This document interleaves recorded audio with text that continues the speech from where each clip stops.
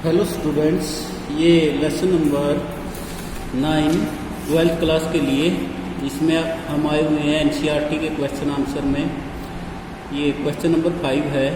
आपातकाल के बाद दौर में भाजपा एक महत्वपूर्ण शक्ति के रूप में उभरी। इस दौर में इस पार्टी के विकास क्रम का उल्लेख करें। आपातकाल के दौरान भाजपा की कोई पार्टी अस्तित्व में नहीं थी। 1977 में बनी पहली विपक्षी पार्टी जनता पार्टी को सरकार में भारतीय जनसंघ का प्रतिनिधित्व अवश्य था। कालांतर में 1980 में भारतीय जनसंघ को समाप्त कर भारतीय जनता पार्टी का उदय गठन किया गया। अटल बिहारी वाजपेयी इसके संस्थापक अध्यक्ष बने। श्रीमती इंदिरा गांधी की हत्या 1984 में कर दी गई। चुनाव में कुछ सहानुभूति की लहर होने के कारण कांग्रेस को जबरदस्त सफलता मिली, जबकि भारतीय जनता पार्टी को केवल 2 सीटें ही प्राप्त हुई। स्वयं अटल बिहारी वाजपेयी ग्वालियर से चुनाव हार गए। सफलता के अभी भाजपा के कदम नहीं चूमे थे। इस बीच राम जन्मभूमि का ताला खुलने का अदालती आदेश आ चुका था। कांग्रेस सरकार ने वहां का ताला खुलवाया। भाजपा ने इसका राजनीतिक लाभ उठाने का फैसला लिया। 1989 में चुनाव में इस आशा से अधिक सफलता मिली और इसे कांग्रेस का विकल्प बनने की इच्छा शक्ति दिखाई दी। जो भी कांग्रेस से बाहर हुए, वीपी सिंह ने जनता दल का गठन किया। 1989 में चुनाव लड़े, उन्हें पूर्ण बहुमत नहीं मिला, पर भाजपा ने उन्हें बाहर से समर्थन देकर संयुक्त मोर्चे की सरकार का गठन कराया। भाजपा के नेता लाल कृष्ण आडवाणी ने हिंदुत्व तथा राम मंदिर के मुद्दे को लेकर एक रथ यात्रा का आयोजन किया। यह यात्रा जब बिहार से गुजर रही थी तो तत्कालीन मुख्यमंत्री लालू प्रसाद यादव ने इसे रोक दिया। भाजपा ने इस मुद्दे पर केंद्र के समर्थन में वापस ले लिया और वीपी सिंह की सरकार जाती रही। भाजपा ने 1991 तथा 1996 के चुनाव में अपनी स्थिति लगातार मजबूत की। 1996 के चुनाव में यह सबसे बड़ी पार्टी बनकर उभरी। इस नाते भाजपा को की सरकार बनाने का न्योता मिला, लेकिन अधिकांश दल भाजपा की उच्च नीतियों के खिलाफ थे और इस तरह से भाजपा की सरकार लोकसभा में बहुमत प्राप्त नहीं कर सकी।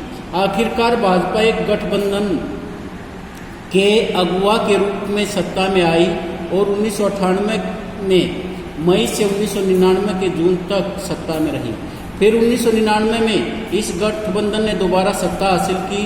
राजग की इन दोनों सरकारों में अटल बिहारी वाजपेयी जो है प्रधानमंत्री बने। 1999 की राजग की सरकार ने अपना निर्धारित कार्यकाल पूरा किया। 2004 में पुनः चुनाव हुए, लेकिन पार्टी को आरक्षित ये अपेक्षित सफलता नहीं मिली। अब क्वेश्चन नंबर 6 है। कांग्रेस के प्रभुत्व का दौर समाप्त हो गया और इसके बावजूद देश की राजनीति पर कांग्रेस का असर लगातार कायम है। क्या आप इस बात से सहमत हैं? अपने उत्तर के पक्ष में तर्क दीजिए। हाँ, मैं इस कथन से सहमत हूँ। यद्यपि कांग्रेस का पतन हो गया है, या कहिए कि इसका केंद्र एवं अधिकांश प्रांतों में जो भी राजनीतिक सत्ता का असर है आज़ादी से लेकर 1960 तक कायम रहा, वो अब वैसा दिखाई नहीं देता। वह आज भी लोकसभा में सबसे जो बड़ा दल है उसी का अध्यक्ष संयुक्त प्रगतिशील गठबंधन का अध्यक्ष है और उसी का प्रधानमंत्री है, लेकिन राज्यों में आज भी वह सत्ता में है। लेकिन देश का राजनीतिक इतिहास इस बात का गवाह है कि 1960 के दशक के अंतिम सालों में कांग्रेस का जो एक छत्र राज को चुनौती मिली थी, लेकिन इंदिरा गांधी का नेतृत्व में कांग्रेस ने भारतीय राजनीति पर अपना प्रभुत्व फिर से कायम किया। 90 के दशक में कांग्रेस की अग्रणी हैसियत को एक बार फिर चुनौती मिली। जो भी हो, इसका मतलब ये नहीं कि कांग्रेस की जगह कोई दूसरी पार्टी प्रमुख हो गई। अभी भी कांग्रेस पार्टी देश की सबसे बड़ी पुरानी पार्टी मानी जाती है। 2004 के चुनाव में कांग्रेस भी पूरे जोर से के साथ गठबंधन में शामिल हुई। राजग की हार हुई। संयुक्त प्रगतिशील गठबंधन की सरकार बनी। इस गठबंधन का नेतृत्व कांग्रेस ने किया। सैप्रंग को वाम मोर्चा में समर्थन मिला। 2004 के चुनाव में एक हद तक कांग्रेस का पुनरुत्थान भी हुआ। 1991 के बाद इस दफे पार्टी के सीटों की संख्या एक बार फिर बढ़ी। जो भी हो, 2004 के चुनाव में राजग को सैपरंग को मिले कुल वोटों का अंतर बड़ा कम था।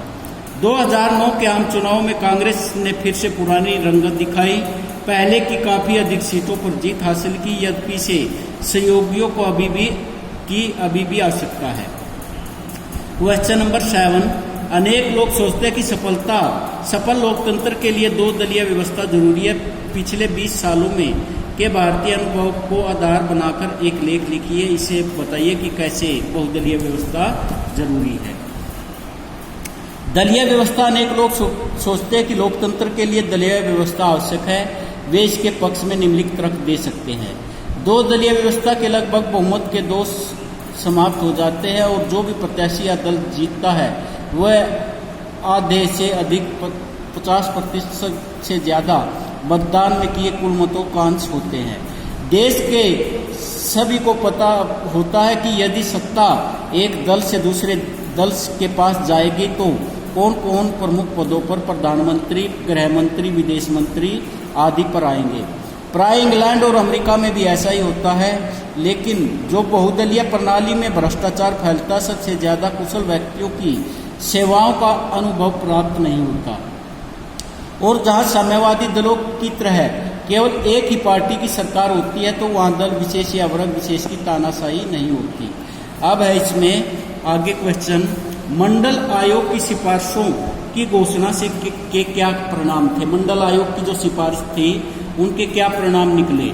मंडल आयोग की सिफारिशों की घोषणा के परिणाम 8 अगस्त 1990 को प्रधानमंत्री वीपी सिंह ने घोषणा की कि सरकार मंडल जो आयोग की रिपोर्ट लागू करेगी और सरकारी नौकरियों में अन्य पिछड़ा वर्ग के लिए आरक्षण की व्यवस्था करेगी। इस घोषणा में भारतीय राजनीति को कई प्रकार से प्रभावित किया।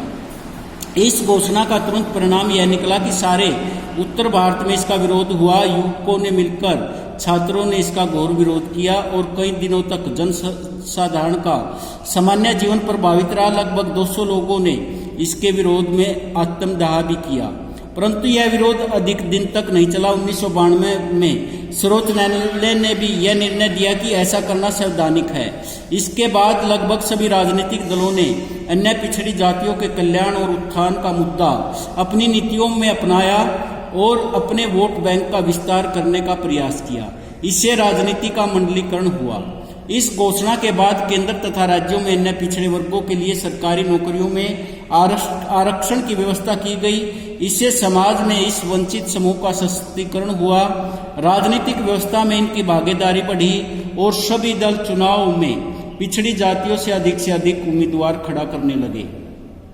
अब कांग्रेस ने भी, जिसने 1980 से 1989 तक रिपोर्ट की ओर देखा तक नहीं था, उच्च शिक्षा संस्थानों में इन वर्गों के छात्रों के लिए स्थानों में आरक्षण का कानून बनाया।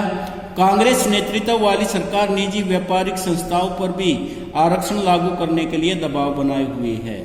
तो अब अगला क्वेश्चन है, क्या ये कहना उचित है कि भारत में कुछ सहमति बनाने में गठबंधन सरकार ने सहायता की है। 1989 में चुनाव में कांग्रेस पार्टी की हार हुई थी।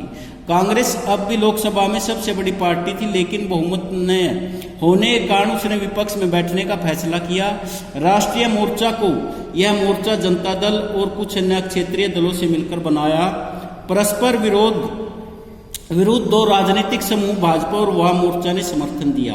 कांग्रेस की हार के साथ भारत एक प्रभुत्व का युग समाप्त हो गया। इस दौर में बहुदलीय शासन प्रणाली का युग शुरू हुआ। 1989 के बाद लोकसभा के चुनाव में कभी भी किसी एक पार्टी को पूर्ण बहुमत नहीं मिला। यह इस बदलाव के साथ केंद्र में गठबंधन की सरकार का दौर शुरू हुआ और क्षेत्रीय पार्टियों ने गठबंधन व सरकार बनाने में महत्वपूर्ण भूमिका निभाई। गठबंधन की राजनीति में साझे कार्यक्रम के प्रति आम सहमति देखी गई है। 90 का दशक ताकतवर पार्टियों और आंदोलन के उभार का साक्षी रहा है। नई आर्थिक नीति लागू करने, पिछड़ी जातियों को राजनीतिक और सामाजिक मांगों को स्वीकार करने, क्षेत्रीय या प्रांतीय दलों के उत्कर्ष और विचारधारा के स्थान पर कार्य अथवा साधन नहीं बल्कि उद्देश्य को विशेष महत्व देने का लगभग सभी राजनीतिक दल सहमत हैं।